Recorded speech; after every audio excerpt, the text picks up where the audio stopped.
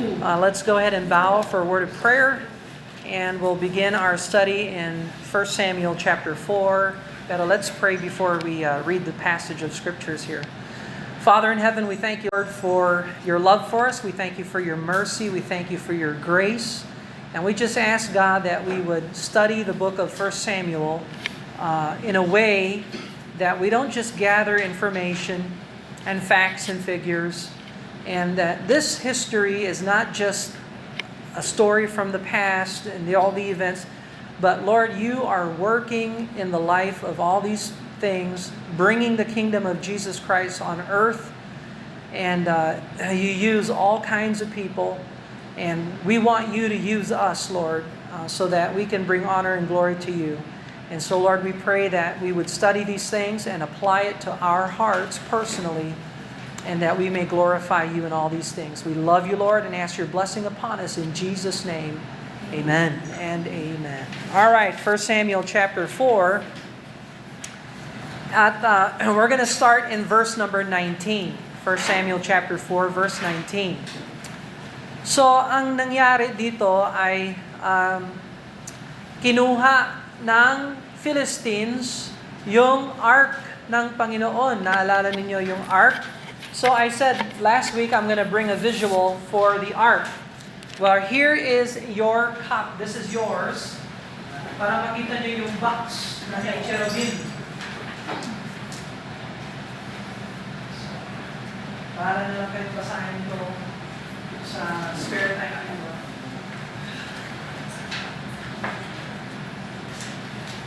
Meron pang ano yan, meron pang measurement. Para gusto nyo masipag kayo sa, pwede kayong gumawa, pagpagawa ng arm. Lagay nyo sa living room. Hindi malas. Klaro ba malas dyan? Anyway, no, so you have your measurements dyan. So makikita mo, it's just a box. Tapos yung mercy seat sa taas, tapos yung cherubim tumatakip sa lahat. And so you have that reference, okay? So you can read that some other time. So the Philistines destroyed Israel in battle. This is the second battle. They lost the first one. They lost the second one, thinking that Jehovah God's going to protect them like, just because they brought out the Ark of the Covenant, and they were anticipating that they could not be defeated. Well, they were defeated. And it was a dismal defeat. So ngayon, ito yung consequences, chapter 4, verse 19. Here are the consequences. Further consequences. And his daughter-in-law of Eli, Phinehas' wife, so yung wife ni Phinehas, isang anak ni Eli, si Hophni, at saka si Phinehas. Si Phinehas may asawa na. And actually, they had to have wives and children anyway, so. So, we know that Hophni and Phinehas committed fornication with other women. So, taksil talaga itong si Phinehas sa kanyang vow na maging tapat sa kanyang asawa. He violated the marriage principle of God, and he betrayed his wife in the acts of fornication with the women. And so, siguro pabigat rin sa buhay ng asawa niya, ni Phinehas, si Phinehas mismo. And Phinehas' wife was with child near to be delivered. And when she heard the tidings that the ark of God was taken, and that her father-in-law, her husband, were dead, she bowed herself and travailed, for her pains came upon her. So na-stress siya sa balita, overwhelming, at yun ang response ng flesh niya, and wala talagang pag-asa itong si judgment kasi ng Panginoon. Verse 20, and about the time of her death, the women that stood by said unto her, Fear not, for thou hast born a son. But she answered not, neither did she regard it. So naalala natin yung mindset ng kababaihan nung panahon ng lumang tipan, gusto nila sila ang maging nanay ng Messiah. And so she regarded not, she lost hope she lost concern, and she was giving up on everything and didn't have faith in the Lord. Verse 21, and she named the child Ichabod. Ichabod. Now sa Hebrew, kabod means glory. Yan ang glory, kabod. Ichabod, no glory. Nawala, umalis ang glory. So, tingnan mo, at least si Phinehas' wife, may isip siya na talagang nasa ilalim tayo ng sumpa ng Diyos. Yung glory ng Panginoon, which is in the ark, ay kinuha na ng kalaban, wala na yung kamay ng Diyos sa bayan natin. And so, it was a heartbreak for her. Ipinangalan pa niya yung anak niya. Where is the glory of God? No glory, it's gone. So, Ichabod, saying, the glory is departed from Israel because the ark of God was taken, and because of her father-in-law and her husband, which he was a deadbeat husband anyway. And she said, the glory is departed from Israel, for the ark of God is taken. Now, eventually Ichabod will grow up and will enter the priesthood because it's a priestly family. Tapos sa panganganak ni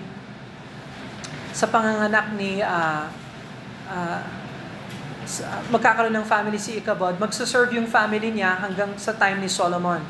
Tapos sisibakin ni Solomon yung priestly line ni Eli. Papalitan niya yung priestly line kay Zadok. And Zadok will be a faithful priest for In fact, sa Millennium Kingdom, ibubuhayan ng Diyos ulit si King David at bubuhayan din lahat naman bubuhayin ng Diyos sa Millennial Kingdom. Pero mabubuhay si King David at saka ang magsaserve na pare alongside King David will be Zadok, the priest.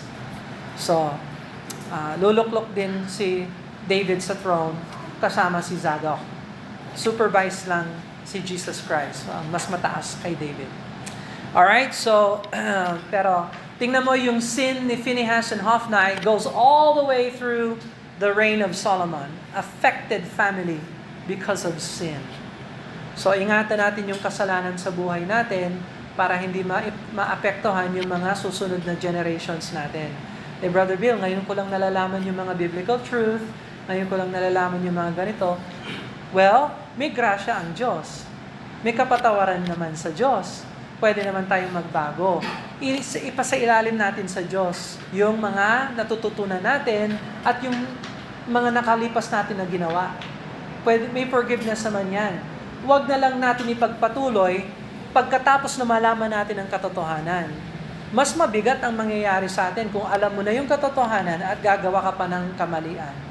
And so, maapektuhan talaga yung family mo and loved ones and subsequent. So we don't know the extent of our sin. So we want to do our best to limit our sin. Okay? Chapter number 5. 1 Samuel chapter 5. So ngayon, ang mangyayari dito ay yung ark ay lilipat-lipat sa mga Philistine cities, 5 Philistine cities. So chapter 5 is basically, I think, 3 of the 5 cities. They're kung saan pupunta itong ark, dala-dala yung sumpa ng Diyos. Kaya, ayan, magkakaroon ng mga tumor yung mga nakatira dun sa Philistine cities. Alright, so let's look at over here, chapter 5, verse 1. And the Philistines took the ark of God and brought it from Ebenezer to Ashdod. So that will be your first city, Ashdod. And I need this here. Ayan. Sorry. Our Bible geography book. Thank you.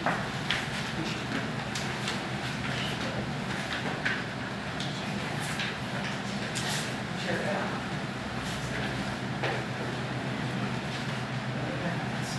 Alright, so look at the last map, yung pinaka-last map. So Ashdod. Let's look for Ashdod. Yan yung unang lungsod. So makikita mo that sa pinaka-last map, it will be number 3. Pinaka-final map yan. Number 3, Ashdod. So, galing sila sa Aphek at Ebenezer yung battle. Nakuha ng Philistines yung ark, dinala sa Ashdod. So that's 1 Samuel 5, verse 1, Ashdod. When the Philistines took the ark of God and brought it into the house of Dagon and set it by Dagon. So may temple of Dagon sa Ashdod. Syempre, Philistines, sumasambayan sa iba't ibang mga Diyos-Diyosan. So sa study notes, last time, merong picture ni Dagon na nakita natin sa archaeology. Kalahating isda, kalahating tao, and so merman. Pag lady, mermaid. Star tuna. Anyway, pero ganun talaga yung mga sinasamba nila. Dahil yung Philistine galing sa Aegean Sea, talagang maano sila sa isda kung sinasamba nila yung gano'n. So, anyway, dinala yung ark, tinabi. Siyempre, si Jehovah, si Lord, isa lang siya sa maraming mga Diyos-Diyosan sa isip ng mga Philistines. Kaya, linagay siya sa tabi ng kanilang Diyos-Diyosan na si Dagon. Verse number 3. And when they of Ashdod arose early on the morrow, behold, Dagon was fallen upon his face to the earth before the ark of the Lord. And they took Dagon and set him on his place again. Uy, nahulog yung Diyos natin. Ibalik natin siya. So, tingnan mo ang kalokohan ng sumasamba sa mga Diyos-Diyosan. Okay?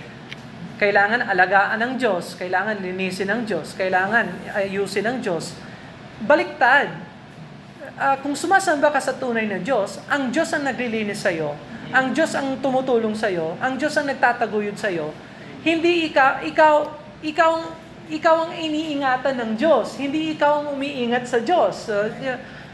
But because they are idolaters, that's exactly what's going on here. Verse 4.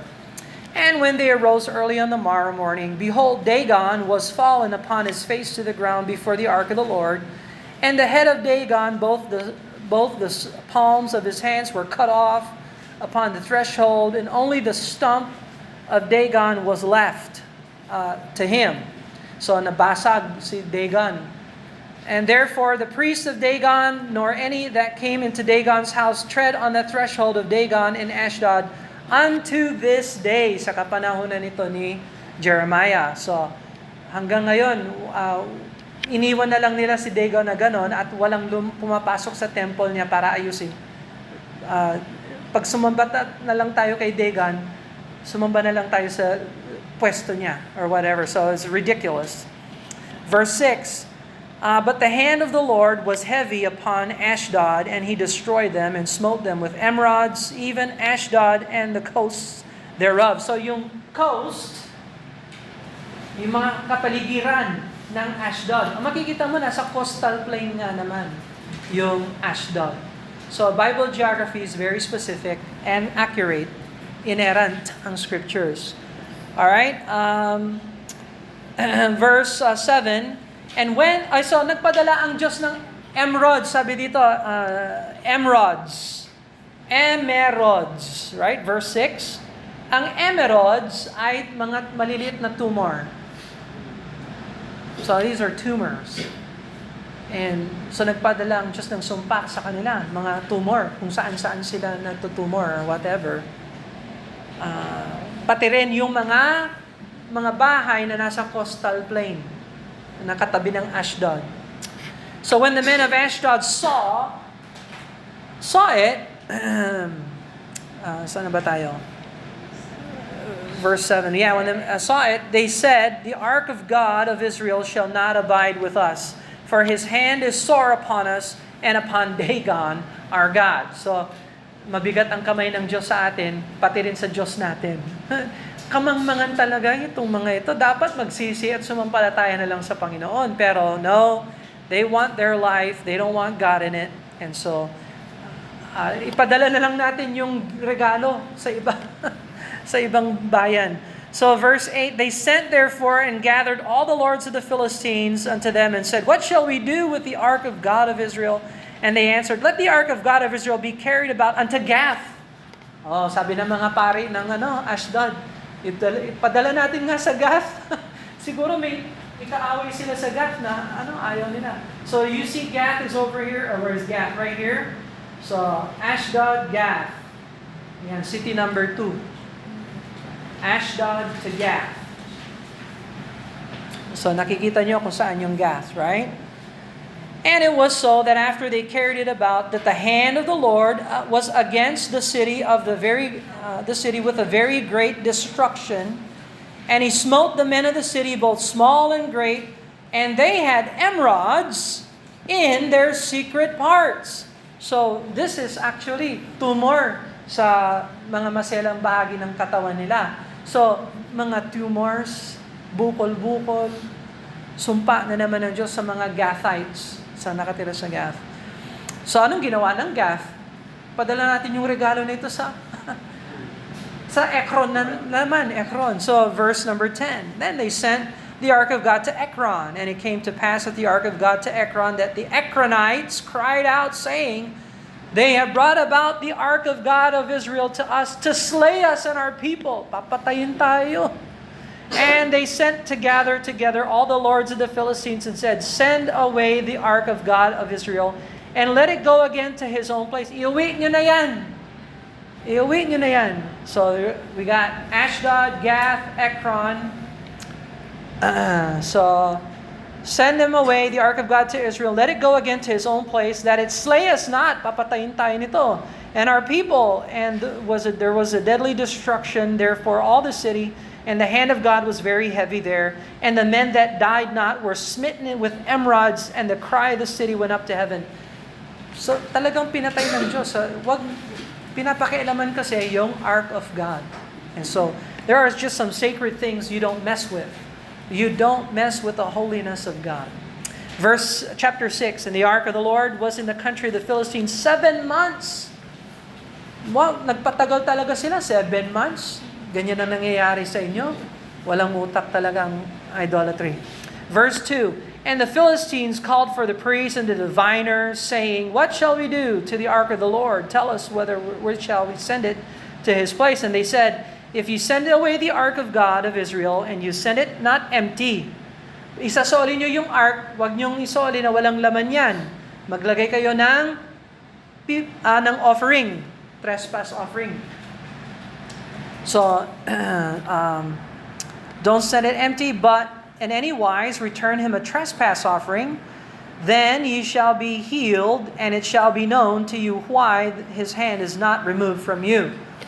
They said, then said they, "What shall be the trespass offering which we shall return to him?" They answered, 5 golden emerods. Wow. Gawa kayo ng Diyos-Diyosan ng ginto ng tumor. So, yan. May 5 piraso ng mga emerald tumor. Ibang klase talaga. Pati tumor, ginagawang Diyos-Diyosan. So, you got that. And 5 golden mice. So, mga daga. 5 daga na ginto. 5 tumor. Ilagay ninyo yan kasama ng ark bilang alay at tulong request sa Panginoon. So, anyway, walang kwenta yung tumor tsaka yung mice, pero may kwenta yung ginto. So, magagamit naman ng Israel yung ginto. So, sometimes the Lord uses the world to finance His temple.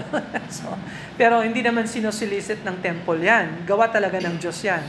Now, tumor representing the emerods, mice, siguro yun yung destruction ng kanilang destruction ng kanilang property, no? Pag nakakita na kayo ng daga, parang ano kayang kinain nito, saan pa ang damages ng mga daga. And so, although hindi sinabi ng chapter 5, malamang may mga infection sila sa pagkain nila dahil maraming daga. So, ano ngayon sikat pag may flood, Leptospirosis. Leptospirosis. Okay? So, sikat talaga yan ngayon. And, yeah, that comes from mice. So, siguro maraming na lepto dito. So, I'm just saying, God knows how to bring curses and consequences for sin according to the number of the lords of the Philistine, for one plague was on you all and your Lord. So, yung 5, kasi 5 cities yan ng Philistine cities. So, naapektuhan talaga. Wherefore ye shall make images of your emerods and images of your mice that mar the land, and ye shall give the glory unto the God of Israel. Peradventure he will lighten his hand from you off from you, and off your gods, and off your land. Therefore then do ye harden your hearts. Wherefore then do ye harden your hearts, as the Egyptians and Pharaoh hardened their hearts, when they had wrought wonderfully among them? Did they not let the people go, and they departed? Huwag kayo magmatigas katulad ng mga Egyptians, sinumpa sila ng Diyos, sumunod na lang kayo, magbigay na lang kayo ng alay sa Panginoon. Verse 7, now therefore make a new cart, bagong cart, doon ilalagay yung ark, and then 2 milk kine, yan yung mga baka na nanay na baka na nagpapakain sa mga anak nila ng gatas. So these are female cows that are feeding their babies. So take these tender cows, these young female cows, basically, because they'll be using that for an offering later down the road. So get these young milk kine on which there have come no yoke. So these are fresh, new milk kine cows. Tie the kine to the cart and bring their calves home from them. So this is, I would say this, valuable yung milk kine. So, isang baka lang, magkano yun? Paano pa kaya yung baka na medyo bata pa, and mas valuable talaga siya? Hindi lang isa, 2. So, they're not saved, they're not born again, but they're going to offer to the Lord something to show God, we're sorry for messing with you. Okay. We don't love you, we don't want you, just don't curse us anymore. Okay. So, and take the ark of the Lord and lay it upon the cart, and put the jewels of gold, and ye return him for a trespass offering in a coffer by the side thereof, and send it away that it may go. And see, if it goeth by the way on his own coast to Beth Shemesh, then he hath done us this great evil. But if not, then we shall know that it is not his hand that smote us, it was a chance that happened to us. So, kung umuwi sa Beth Shemesh, isasauli itong Ark of the Covenant sa Israel. Kapag umuwi sila, di alam natin talagang sinumpa tayo ng Diyos dahil doon. Pero kung hindi naman uuwi ito sa Beth Shemesh, pag-alagala na lang ito, wala naman palang Diyos, nagkataon lang. We just had bad luck. Yan ang mindset talaga ng unsaved. So sa buhay, meron bang good luck, bad luck? Sa buhay, kung Kristiyano ka, kung nagbabasa ka ng Bible, merong pag-ibig ang Diyos, malasakit, merong sumpa ang Diyos. At ang nangyayari sa atin, either blessing or curse. Walang good luck, bad luck. Does that make sense? Okay. All right. Kaya yung taya ninyo sa mga loto or whatever, nasa chess club ako ni William sa Guadalupe Mall kasi doon lahat ng mga nagsusugal ng chess. Si William, hindi kami nagsusugal. Pero tinitesting ko si William sa mga sabi ko sa kanila, maglalaro kami, laro lang, walang sugalan. Pero testingan nyo ito. Sige, try. Nananalo na si William. So, kilala na kami doon sa mga hustlers ng chess sa buong Pilipinas. Doon nag-train si Wesley So. If you know chess. Si Wesley So, doon siya nag-train. Doon din. So anyway, sabi ng isang lalaki sa akin, Sir, may cellphone ka? Oo, meron po. Tingin mo nga kung nanalo ako sa loto. Sabi ko, bakit? Wala kang cellphone, wala kang internet, wala. Sabi ko, sige nga. Sinakyan ko lang siya para makita ko ano ba. Loto. Ito yung number. Pakitingnan ko anong lumabas. Ang haba, 7 yata or 6? 6. Oh, very good. 6. Sabi niya, meron ba akong nakuha kahit isang number lang? Sabi ko, 38. Ayun, 38. Isa lang? Ito, meron pang isa pa. 4 lang yata or something. Power something, I don't know. Sabi ko, okay ka na, sir. Sabi niya, oo, walang nangyari. Sabi ko, sayang yung pera mo, no? Oo. So, anyway, there is no such thing as good luck or bad luck. There is grace and mercy and blessing, and there is curse and wrath of God. That you have. All right. So, nasa na tayo? Beth Shemesh. Okay? So, pag pumunta ito sa Beth Shemesh, talagang sinumpa tayo ng Diyos. Pag hindi siya pumunta, ay, nagkataon lang pala. Nagkaroon lang tayo ng infection sa mga emeralds natin. So, yung pananaw ng unsaved, hindi nila alam kung bakit nagkakaroon ng salot ang lipunan. Saan ang gagaling itong mga storms, earthquakes, environmental problem? Ang isip ng unsaved, plastic. We just need to save Mother Earth. Okay? Meron bang Mother Earth? No. Meron bang itong mga typhoons na ito, is it just simple scientific atmospheric problems? No. If you know the Bible, ang Diyos ang nagpapadala niyan. So God is trying to deal with countries and people nationally. Kaya lang, ang tao hindi nagsisisi. So, nagpadala ang Diyos ng COVID. Lockdown tayo, 3 taon. Or higit pa. Nagsisi ba? Tigas ng ulo. Tribulation period, papadala ng Diyos 7 years. Sa palagay mo, majority ng tao magsisisi? Sinabi na ng Revelation, hindi sila magsisisi. Kahit na pinauulanan na sila ng hail na may halong apoy. So, anyway, verse 10. And the men did so and took the 2 milk kine and tied them to the cart and shut up the calves at home. And they laid the ark of the Lord upon the cart and coffer with the mice of gold and the images of their emerods. And the kine took the straight way to the way of Beth Shemesh and went along the highway, lowing as they went, turned not aside to the right nor to the left. And the lords of the Philistines went after them unto the border of Beth Shemesh. So you see, sa map natin, dadaan siya sa Timnath, sa Sorek Valley. So, anong alam natin sa Timnath and Sorek Valley? Sinong judge ang tanyag dito? Samson and Delilah. Yes, so that's Timnath. So, talagang pumunta si Samson sa Philistine territory para hanapin niya si Delilah.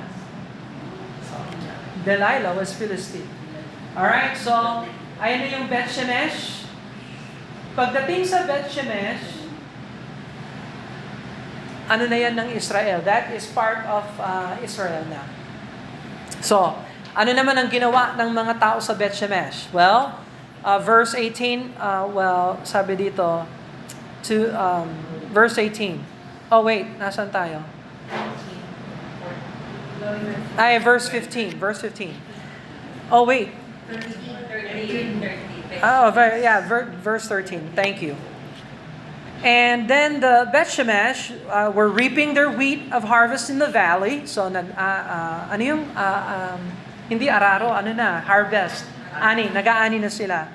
And they saw, and they lifted up their eyes and saw the ark and rejoiced to see it. So, naka 7 months, di ba? Nawala na yung ark sa Shiloh. So ngayon, nag-rejoice sila, nakita nila yung ark. And the cart came into the field of Joshua, a Beth Shemite, and stood there where there was a great stone, and calved the wood, hinati nila yung wood of the cart, yung kahoy ng kabagong cart, hinati-hati na ginawang panggatong, yung milk kine, yung 2 milk kine, inialay nila sa Panginoong Diyos.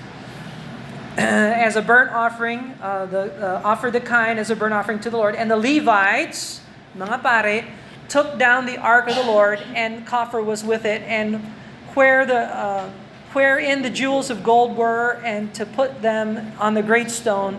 And the men of Beth Shemesh offered burnt offerings and sacrifices the same day unto the Lord. So, and when the 5 lords of the Philistines had seen it, they returned to Ekron the same day. So, thank you sa inyo na lang yan. Kay wala kaming nakuha dyan, kundi tumors and destruction.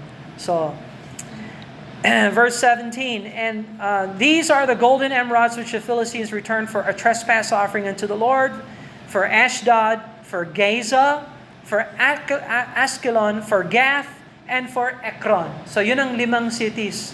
So we can find them on the map here. Gaza, ayan yung sa ilalim. Diyan ngayon yung Gaza na nagkakaroon ng problem sa Israel.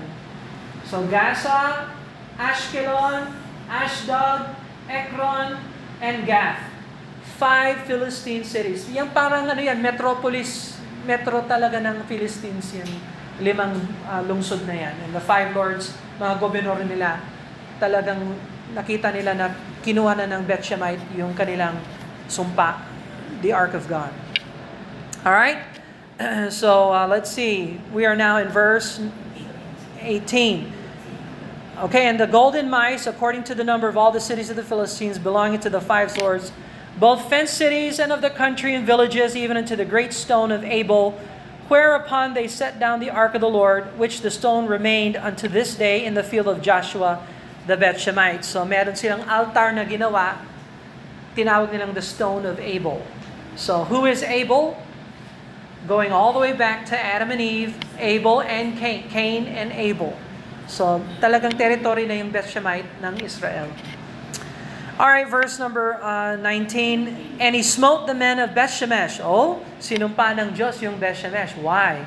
Because they had looked into the ark of the Lord. And he he smote of the people 50,000 and 10 men.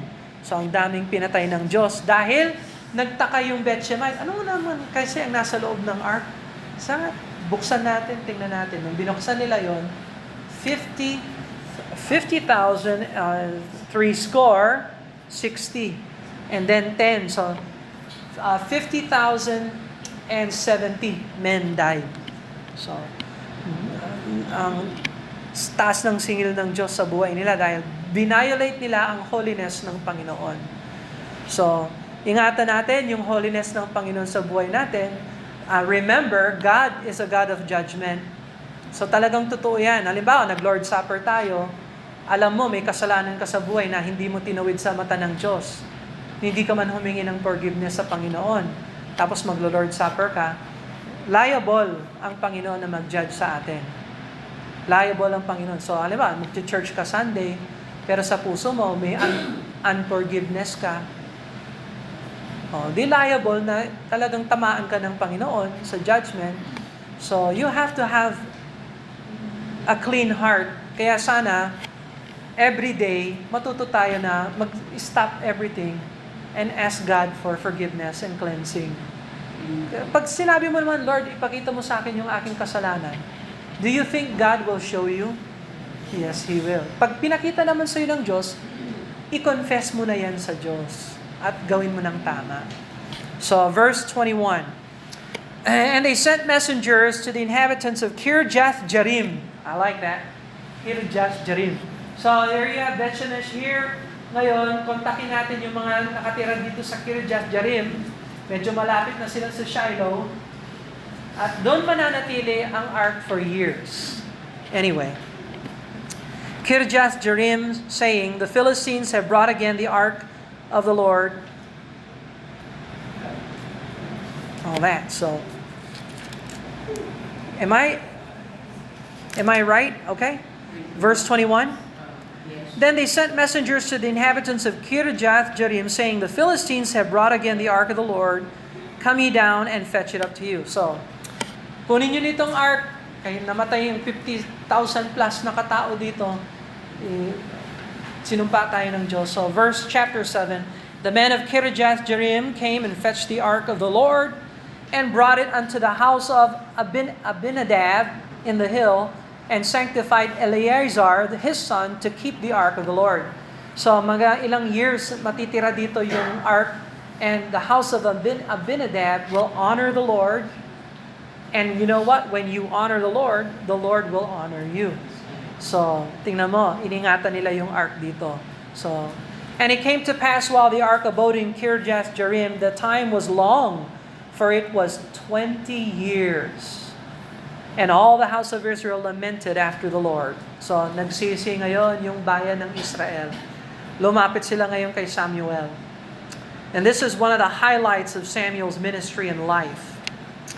So, Samuel chapter 7 verse 3, Samuel spake unto all the house of Israel, saying, If ye do return unto the Lord with all your hearts, then put away the strange gods and Ashtaroth from among you, and prepare your hearts unto the Lord, and serve Him only, and He will deliver you out of the hand of the Philistines. So tingnan mo, ang Israel ay nabalot sa idolatry. So sabi ni Samuel, gusto niyo talaga ng tagumpay sa buhay ninyo? Alisin ninyo lahat ng mga sagabal, yung Diyos-Diyosan na sinasamba ninyo. Manumbalik kayo sa Panginoon, buong puso, at magsisi kayo, mag-serve kayo sa Panginoon. At bibigyan kayo ng tagumpay ng Diyos laban niya sa mga Philistines na yan. Pero habang bit-bit ninyo, yung mga Diyos-Diyosan ninyo, hindi kayo bibigyan ng blessing ng Panginoon. Cursing, cursing, cursing. So, anong lesson sa atin bilang Kristiyano? Lahat tayo, gusto natin ang blessing ng Panginoon. Amen? Pero ayaw natin yung proseso. Ano yung proseso? Kailangan saliksikin yung puso. Ano ang sa buhay mo ang nagiging sagabal sa paglakad mo sa Panginoon? What are the things in your heart I don't want you to answer. Don't give me an answer. All right? Kasi nakasalala yung membership niyo diyan pag natuklasan ko na nagtatago kayo ng mga halimbawa beer or whatever. Wala akong pakialam kung mag-beer ka. Pero pag nalaman ko nagbe-beer ka, hindi ka na member. Okay? Kasi yung kasalanan mo, masusumpa tayong lahat. So anyway, what I'm saying is, examine your heart. Ano ang sagabal sa buhay mo para lumakad ka na kapiling ng Diyos? Kapag hindi mo yan inalis sa buhay mo, hindi ka i-bless ng Panginoon. God cannot bless you. Pero kung gusto mo ng tagumpay sa buhay, identify kung ano yung sagabal niyan, alisin mo yan. May kapatawaran ng Diyos, may blessing ng Diyos, doon ka bibigyan ng tagumpay ng Panginoon. Kaya maraming mga Kristiyano miserable sa mundo. Kasi hindi nila alam na gusto kong sumunod sa Diyos, pero hindi all in. Ano ba yung all in? Hindi yata magandang term yung all in, no? Pangsugal na naman. Ano ba yan? Hindi surrender sa Panginoon. Total surrender. Halimbawa, gusto ko ng konting kasalanan sa gilid. Part-time ka lang sa Panginoon. Huwag mong asahan ang blessing ng Panginoon sa buhay mo. So this is, again, I could spend an entire whole series on just this verse because it's so significant in application sa atin bilang Kristiyano. So, that's for you to study and to mind the scripture truth there. So Samuel's advice sa kanila, repent. Kung baga, tandaan natin, pag may repentance, may revival. Repentance always brings restoration and blessing. Pero pag walang repentance, wala. Okay? So, saan pumasok itong idolatry sa Israel? He said, put away your strange gods. Well, naalala nyo nung dinala ni Joshua ang Israel sa Canaan? Sinabihan na sila ni Moses sa Deuteronomy, pag pumasok kayo dyan, huwag ninyong ipulot yung gawa ng mga Canaanites. Now, Joshua came in. Look at kapanahonan ng mga Judges. Judges chapter 2. Look at Judges chapter 2. Here's a great example, Judges chapter 2, how unfortunately Israel did not obey the Lord. Judges chapter 2 verse 11. Judges chapter 2 verse 11. And the children of Israel did evil in the sight of the Lord and served Baalim. That's the gods of Israel. Mga Diyos-Diyosan yan ng Israel. Baalim sa English, parang singular. Sa Hebrew, pag may I am, halimbawa, cherubim, maraming cherub yan. Elohim, gods or yung sa Diyos ng Bible, Trinity. God the Father, God the Son, God the Holy Spirit. Pero one God yan. So ito, Baalim, isa lang nakikita mo, pero sa Hebrew, mga Diyos-Diyosan. So, they did evil in the sight of the Lord and served Balaam. Sinabihan sila, huwag kayong magsaserve ng idolatry. Kinuha nila yung ugali ng Canaanite. So, dun pumasok yung idolatry sa Israel. By the way, remember, natuto rin sila ng idolatry sa Egyptian. Kasi sa Exodus chapter 32, gumawa si Aaron ng golden calf. And so, ingatan nyo yung nag-iimpluwensya sa buhay ninyo na wag ninyong mapulot yung custom or yung ugali ng lumang buhay. Verse number 12, and they forsook the Lord. Oh, that's another problem. You forsook the Lord, God of your fathers, which brought them out of the land of Egypt, and followed other gods, and the gods of the people that were round about them. And they bowed themselves unto them and provoked the Lord to anger. So, tingnan mo, matagal na ang na-impluensyahan ng Israel. We are in Samuel. This was in Judges, pagkatapos ni Joshua. So, it's long-term problem ang idolatry. So, verse number 4, 1 Samuel chapter 7, verse 4, the children of Israel did put away Balaam and Ashtaroth. Amen. And serve the Lord only. So, anong maaasahan natin ngayon? Nagrepent sila, inaayos nila yung buhay nila, tinanggal nila yung sagabal. Anong maaasahan natin? Kahit na hindi mo basahin ng susunod, what do you think will happen? Blessing. Look at verse number 5. And Samuel said, gather all Israel to Mizpah, and I will pray for you unto the Lord. So, highlight ito sa ministry ni Samuel. Remember, Samuel's mother was a prayer warrior. And she raised a praying son. And he prayed for Israel here. So, ito ang blessing naman ni Hannah. Siguro patay na si Hannah dito, hindi na niya makita yung anak niya na nagpe-pray na ganito. Pero I believe na wala sa ugali ni Samuel yan kung hindi siya tinuruan. And so, kumusta yung prayer life mo? How is your prayer life? Let me just say, regalo ng Diyos yung prayer. Wala tayong laban sa buhay, maliban lang sa prayer. Pag sumagot ang Diyos sa mga prayer mo, alam mo na talagang may favor tayo sa Panginoon. Pero kapag hindi sinasagot ng Diyos yung prayer mo, you need to examine your heart. So alam mo na, dapat mag-repent. Alright, we'll pick up the rest of this some other time, perhaps next week. Oh, by the way, I want to give you one more study note. Ito yung journey ng Ark of the Covenant. Magmula Egypt, ay Sinai, hanggang Shiloh, tapos Philistine, tapos Jerusalem. Alright, so let's close in prayer, then I'll let you go. Father, thank you for these lessons and these principles of repentance and prayer and having a right relationship with you. We thank you for these things and ask that you remind us, bring us to these thoughts, and help us to practice it in life. We love you in Jesus' name. Amen.